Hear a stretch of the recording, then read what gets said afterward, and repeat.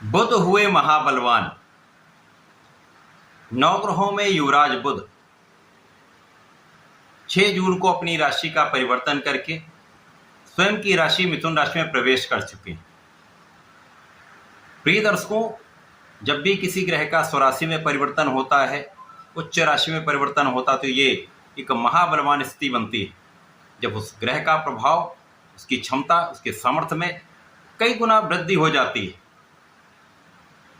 बुध quick response planet है, अर्थात ये अपना संपूर्ण प्रभाव अति शीघ्र प्रदान कर देते हैं तथा इस जगत में कोई भी ऐसा कार्य क्षेत्र नहीं है जहां पर बुध का प्रभाव नहीं होता है। चाहे वो नौकरी का क्षेत्र हो, व्यापारिक क्षेत्र हो अथवा आपका अपना प्रोफेशन, समस्त क्षेत्रों में बुध का प्रभाव होता ही है।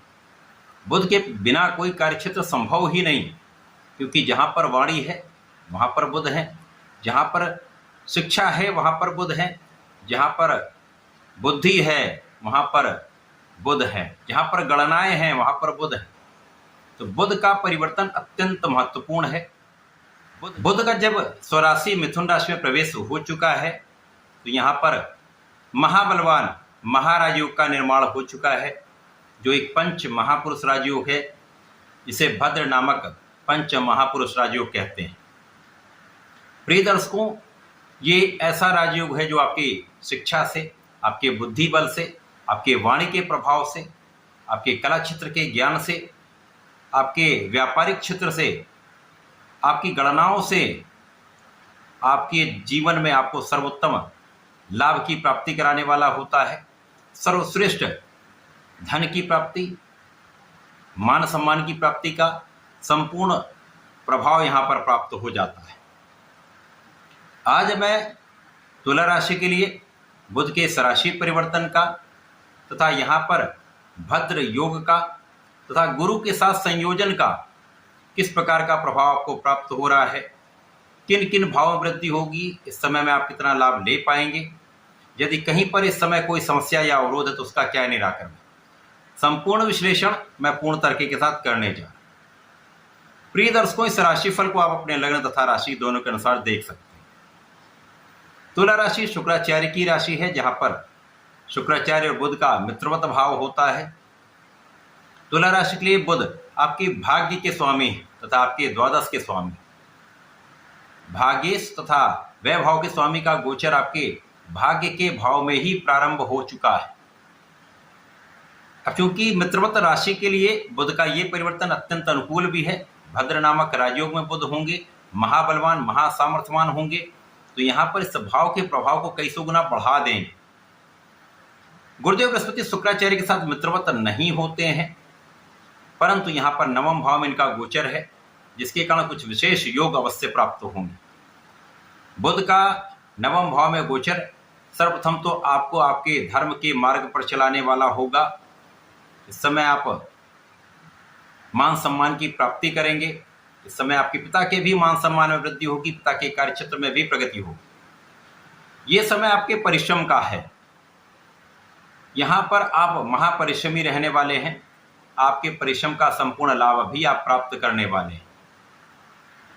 तुला राशि के लिए इस समय में जो जातक घर से दूर रहकर कार्य कर रहे हैं अथवा विदेश में ही सेटल हैं, देश में रहकर कार्य कर रहे हैं, नौकरी कर रहे हैं, व्यापार कर रहे हैं अथवा किसी प्रोफेशन में हैं अथवा विदेश से संबंधित होकर किसी क्षेत्र में है, यहाँ आपका भाग्य आपका संपूर्ण साथ देने वाला है।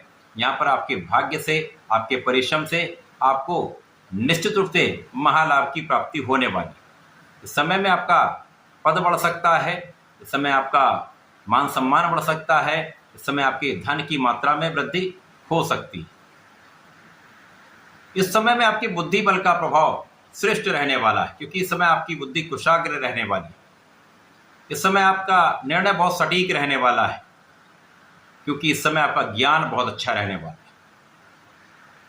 जब आपके अंदर बुद्धि का बल श्रेष्ठ होता है, आपके अंदर धैर्य होता है, आपका ज्ञान विशिष्ट हो जाता है, तो आप किसी भी क्षेत्र में हो वहां पर विशेष लाभ प्राप्त करते हैं। तो आपके लिए विशेष लाभ का योग बन चुका है।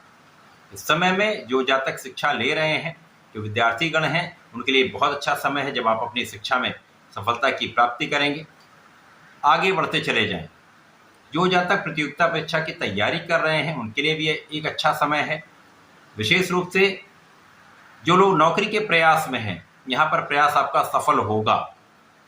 यहाँ पर आपको संतान का सुख मिलेगा, एक श्रेष्ठ संतान आपको प्राप्त हो सकती है। यहाँ पर पुत्र संतान प्राप्ति का भी योग बनता है। इस समय में आपके भाई बहनों का सहयोग मिलेगा, अच्छे मित्रों का साथ मिलता है।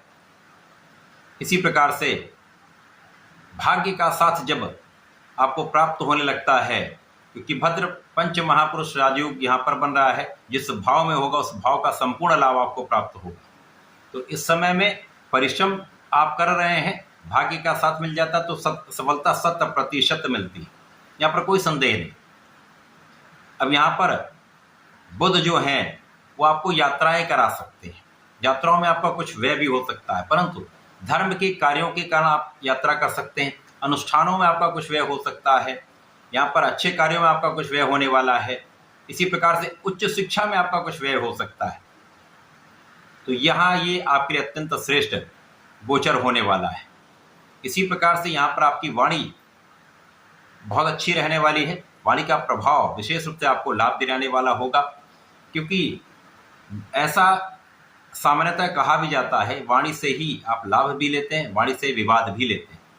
तो यहाँ पर आपकी वाणी आपको श्रेष्ठ लाभ देने जा रही है। आपके कला क्षेत्र में आपको बहुत आगे बढ़ाने वाला ये योग है। और शुक्राचार्य की राशि है, जहाँ पर यदि आप कला क्षेत्र से संबंधित हैं, गायन वादन से संबंधित हैं, कला क्षेत्र के किसी भी विभाग से आप संबंधित हैं, वहाँ पर आपको सफलता अवश्य मिलेगी। नए अवसर आपको मिलेंगे, बड़े अवसर से आपको धन का भी लाभ मिलेगा, मान सम्मान की प्राप्ति भी होगी। बुध यहाँ पर होते हैं, अपना संपूर्ण प्रभाव अति शीघ्र देते हैं। अब यहाँ पर ये महाबलवान होंगे तो अपना संपूर्ण प्रभाव सकारात्मकता के रूप में देने वाले हैं। तो आप अपना जो बुद्धि बल है उसका श्रेष्ठ उपयोग यहाँ पर करने वाले, आप अपने शिक्षा का संपूर्ण उपयोग यहाँ पर करने वाले। तो शिक्षा ज्ञान से संपूर्ण लाभ आपको प्राप्त होगा ही, यहाँ पर कोई संदेह नहीं। जो जातक वाणी से संबंधित कार्यों में हैं, गणनाओं से संबंधित कार्यों में हैं, शिक्षक हैं, विशेष लाभ प्राप्त होगा। किसी प्रकार के एनालिसिस में हैं, बड़ा लाभ आपको प्राप्त होगा।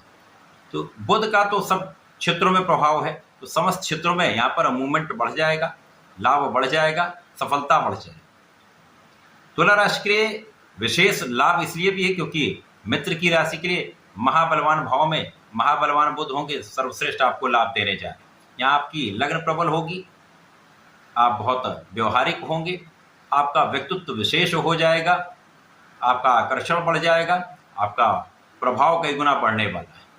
तो ये समय आपके लिए विशेष है। इस समय में आपको नियमित रूप से भगवान गणपति की आराधना करनी चाहिए। 27 बार ओम गंगणपतये नमः का जप कर लें, तथा यदि गणेश अथर्वशीर्ष पढ़ लेते हैं तो सुन लेते तो विशेष लाभ मिलता है।